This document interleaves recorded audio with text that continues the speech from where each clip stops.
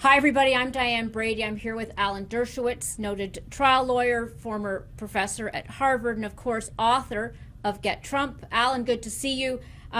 This is a busy day. We've had, let's just start first with Hunter Biden and the agreement that he's forged with the Justice Department. What do you think about that? Well, it's a fair agreement if the charges are just two tax delay cases and one failure to put drug material on a gun application. If those are the only charges, then probation and diversion is typical and the right result and not in any way specialized justice. The question is this the end of the investigation?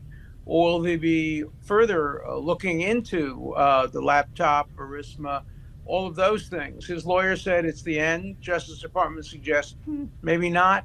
So we have to wait and see. This is also a day where we've had the judge in the indictment case against Donald Trump basically set the date for August 14th. A lot of people think that's very optimistic. What do you think? Optimistic isn't the word. It's not going to happen. When I first saw August 14th, I said, sure, August 14th, 2024.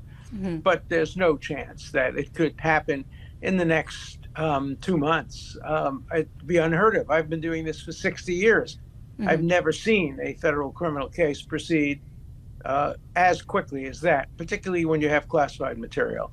So it's just an attempt by the judge to show she's really put her foot to the gas pedal and she's going to try to do this as quickly as possible and not to accept any delays for political purposes. But it's not happening in August or September or October or November or in the year 2023. So why announce the date? I mean, you mentioned it's a show of force, but if it's a moot point, it's crying wolf. It's crying wolf. She announces that date. Nobody believes it. Now people won't believe her other statements. It's a mistake. She shouldn't have made it. She shouldn't have done it. She should have set a realistic date. Or she should have said, I'm putting this date on the calendar just to show you that we have to move this along. Obviously, I know that it won't happen on that day. Look, I have a policy of always being candid with the court. I like courts who are also candid with litigants.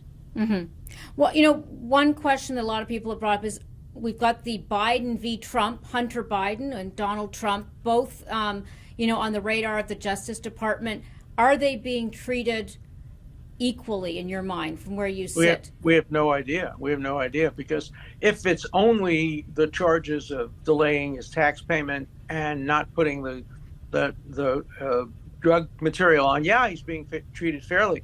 But if in fact there's more there, if in fact there's something to the laptop or something to Burisma, and he's not being prosecuted for that, then no. So we can't tell based just on these elements of the deal. We have to go behind it. Now, he's a special prosecutor appointed by Trump, and so he has the right to issue a public report. He has an obligation to issue a report to Garland, and then Garland has the right to make it public. I think in this case it should be made public because there's so much suspicion of unequal justice that if in fact they've done an investigation of Burisma and the laptop and it's come up empty, we ought to know that.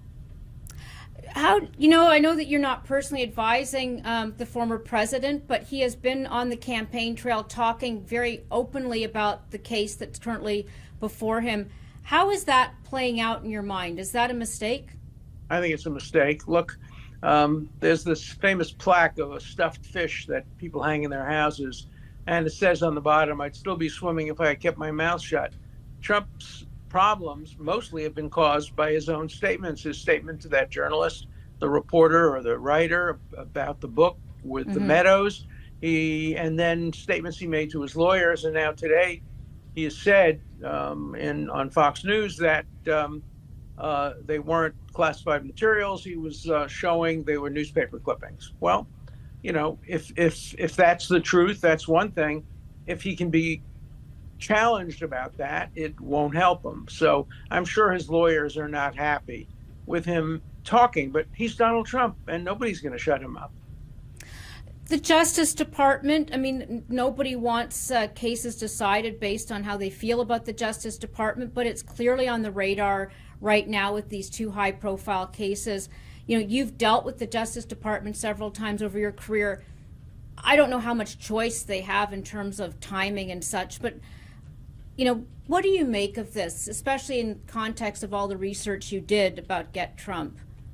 Well, I predicted this exactly. In fact, I said I thought within 2 weeks, 3 weeks, a month after Trump was indicted, Biden would be indicted, and he'd be indicted for minor crimes. And then the Justice Department would say, see, we're even-handed. We indicted the son of the president and the man running to become the next president. Well, it depends. If that's all that the investigation turned up against Hunter Biden, then it's equal justice and fair.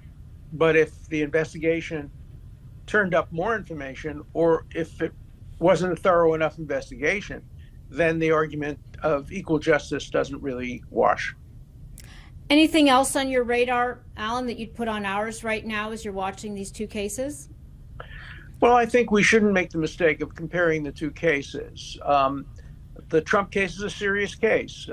Mishandling of classified material is a serious case, whereas being late with your taxes and failing to put something on a gun license application are less serious. Although I do think failing to put drug material on a gun application can be very serious. You don't want people to have guns who are addled with cocaine. So yeah. I think that's being downplayed a little bit. That's a more serious charge than the tax charge. Great. Thank you for joining us, Alan. Thank you.